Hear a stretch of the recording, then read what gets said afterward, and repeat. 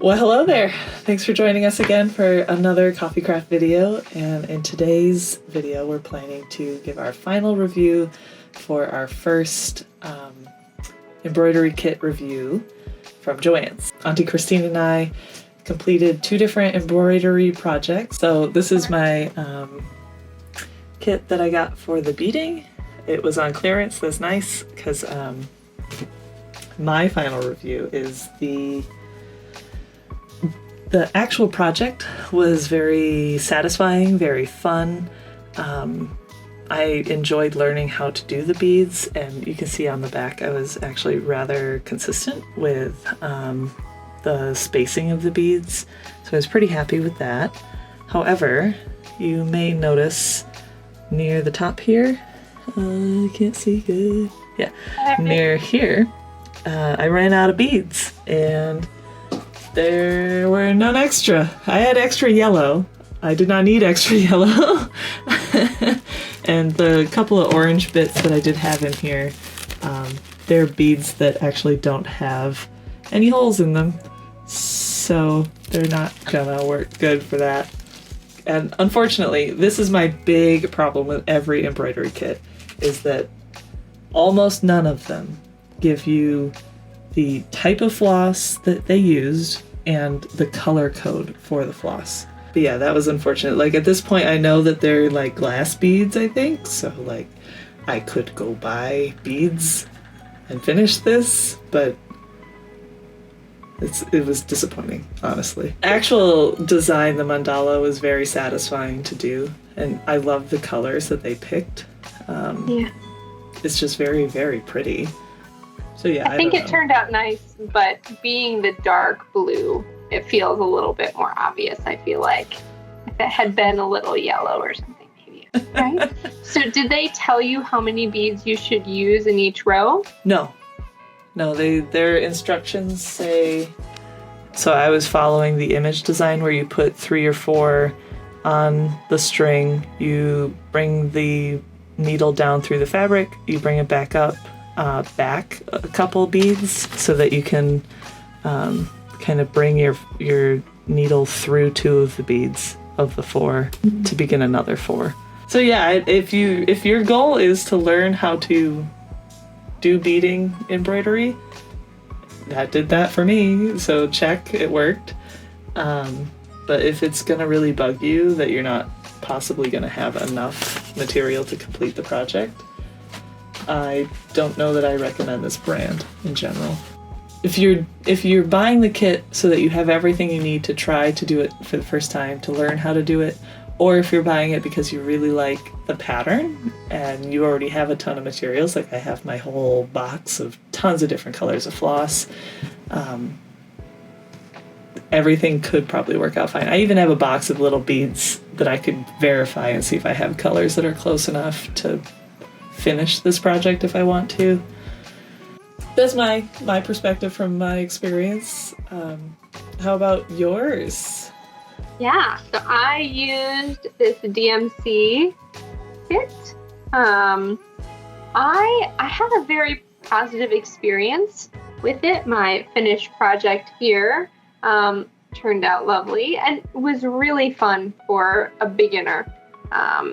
Trying it for the first time, a lot of satin stitch practice, but it wasn't super big sections. So I found it a little easier to get used to doing that consistency. I felt like I got a good variety of stitch types, so I got to become familiar with a lot of different ones.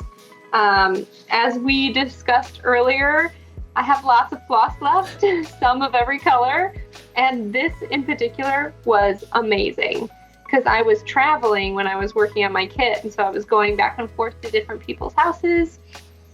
Having this to easily transport the floss and keep track of which colors was phenomenal.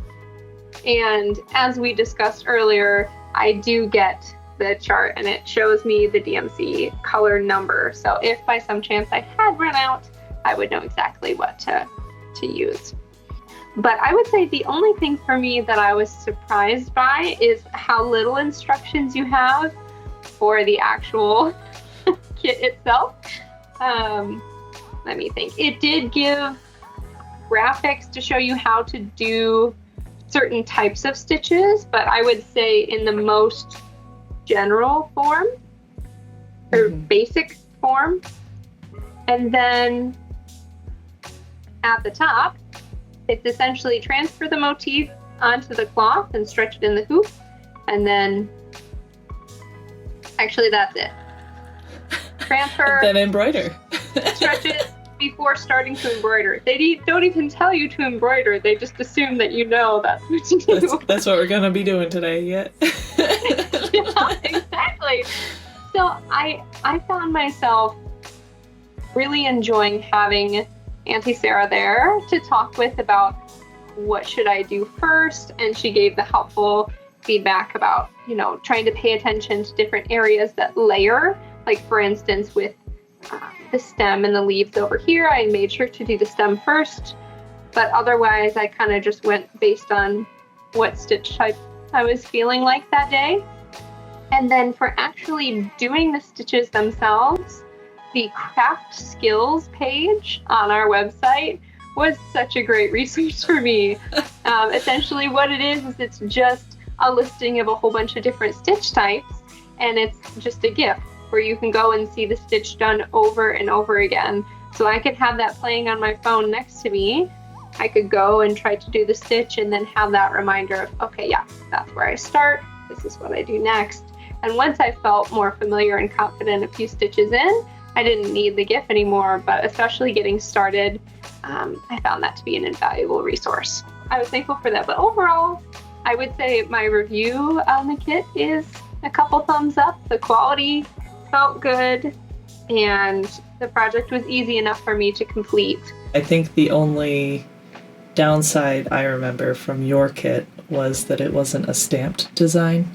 So there was that extra step of trying to transfer the pattern onto the fabric, which that does seem, I've talked to a couple other people afterward and asked them if you had to choose between a kit that had a stamp design but didn't have enough materials to complete it, or a kit that didn't have a stamp design and had enough materials to complete it, they still would prefer to have the design on the fabric, so that, like, I think a lot of people are concerned that they won't be able to transfer it correctly, or if there's any amount of freehand drawing that's required. I think that's a bit of a roadblock for some people. Part of embroidery is learning how to transfer designs, so to me it's just one more step that you're normally going to do even without a kit.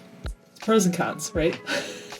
Absolutely. Yeah, I can totally see that.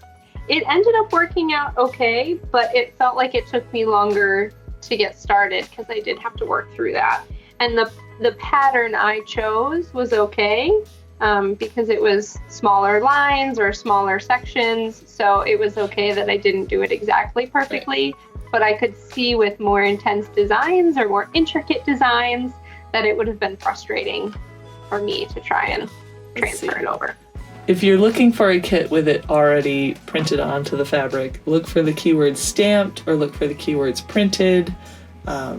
Otherwise, a lot of them come in clear plastic. You can flip them around and take a look at what the fabric actually has on it. I don't know. I don't know how I feel. I prefer DMC's content mostly because I have never had a poor experience with DMC, although it can be somewhat more challenging. Usually it's challenging because I've messed something up and not because they messed something up, right? But Busilla has a bit of a stranglehold on Joann's right now, so if you wander through a Joann's aisle, most of the kits that you're going to see are Busilla. And they're pretty, they're very nice designs. I love the patterns, I love the colors they've picked. Just know that you might have to do some conversion later and finish the job. I will say too, I felt like the quality of the DMC kit, of the materials included, like you mentioned, were nice. The fact that it was more of the wood hoop, the fabric was nice and easy enough to work with, and then the floss. Not that I have a lot of different floss types to compare to, but this one was nice. Yeah. Yeah, the nice like silk flosses, they really don't knot very often, and they never like rip apart. Like I've embroidered with less high quality floss before, and halfway through a stitch it just tears. So you have to undo a few stitches so you can tie it off and then start again. The other thing I will say, thinking back to transferring the design versus having it printed, I didn't mind having to transfer the design to learn the skill. Mm-hmm. Because like you said, if I decide to do my own design in the future, I already have some experience with transferring it. So because this was specifically a learning opportunity for me, rather than a project that I wanted to give as a gift or had something in particular and a particular use in mind for it, I didn't mind having to do that, but I also definitely wouldn't have minded it being stamped on, so. Yeah, well, and that's like with all things that we do with crafting, right? Even the stamp designs have mistakes on it. So if you're hoping to get a stamp design or a printed design because it's going to look like a machine printed it out, a machine did print it out, but a person drew it originally, right? So there are mistakes even in this design where, you know, some of the lines aren't as long as some of the other lines, and some of the dots aren't perfectly spaced. And that, to me, I don't have a problem with that, because, you know, these kind of mistakes are proof that it was handmade. And I'm not a robot, and I'm not trying to become a robot. So, like, I don't know. I have some other friends who are a little bit more perfectionists, and I think that they would struggle. Like, I can't get rid of some of the lines that you can see behind these blue. They don't go away, right? But I did the stitches they suggested, and it still shows. So it's just going to be a visible line forever, right? Whereas if I had been able to transfer the design myself, I could have used a water-soluble ink or a heat-soluble ink. And then the line would have been gone, and all I would be able to see is my floss. So to me, there's lots of pros of taking the time to transfer it yourself. Although it is one more step. So if you're in a rush, or if you just want to practice stitching only, this kind of kit is great. But yeah, apparently I'm an ambitious person who just wants to do more work all the time. So you have that growth mindset. Yeah, we'll go with that. I see the value of doing things the long way sometimes. Thanks for trying a fun new craft with me. Anytime. This was a really fun collaboration. So hopefully we'll get to do something like this with different kinds of kits in the future, not just embroidery, or go to a different store. I know Michael's has tons of other craft kits we could try, or we could even just try a couple Amazon ones and see what we can find. That's right. Sounds like a fun adventure. All right. Well, thanks for joining me. Thanks for watching this video. If you find a craft kit that you would like us to try, feel free to leave that in a comment below. Otherwise, you can find us on socials in the description below. And we hope you have a very crafty day. Have a good one. Bye.